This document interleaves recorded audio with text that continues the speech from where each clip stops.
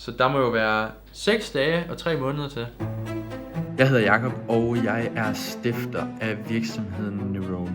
Jeg lever i en meget hektisk hverdag, hvor der ikke bliver løftet foden fra den der pedal der. Altså, det er bare fuld fart frem. Men jeg har længe haft et ønske om at kunne tage jer derude med bag i kulissen og vise helt ufiltreret, hvad det vil sige at udvikle en virksomhed i en af de nok mest sværeste brancher, der eksisterer, sundhedsindustrien.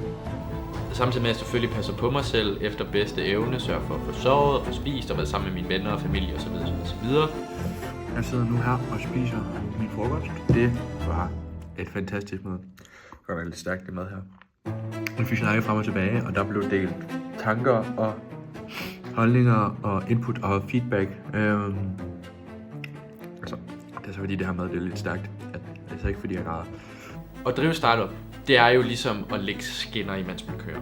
Og man tager jo altid et standpunkt til, man tager et nyt. Så jeg har jo en idé om, at jeg er på den rette vej. Men det kan jo godt være, at jeg om et par måneder finder ud af, du skal faktisk gøre det her. Altså i stedet for, med løsningen.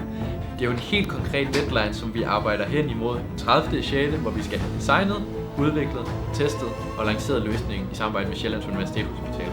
Og vi begynder udviklingen i start april. Vi er klar til at sætte det 10. klinisk test i maj, og så lancerer vi i juni. Det er en relativt stram tidsplan, kan man sige, ikke? Med at sige det med en sådan nordjysk beskedenhed. Det er jo et godt spørgsmål, om vi når det.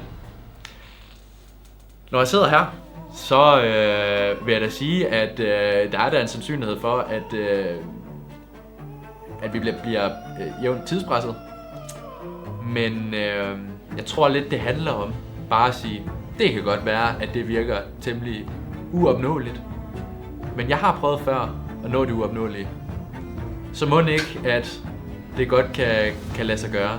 Lad os sige, at vi når det. Vi når det selvfølgelig. Det er jo det, vi gør. Selvfølgelig. Så er det jo et godt spørgsmål for, hvad næste skridt egentlig er. Og der tror jeg ikke rigtig helt, jeg har tænkt videre. Så hvis du vil se helt ufiltreret og ægte, det vil sige at udvikle en sundhedsteknologisk virksomhed, så er det her, du skal følge med. Jeg dokumenterer hele rejsen fra start. Det er bare det kæmpe optur. Kom så, for fanden, kom så til slut.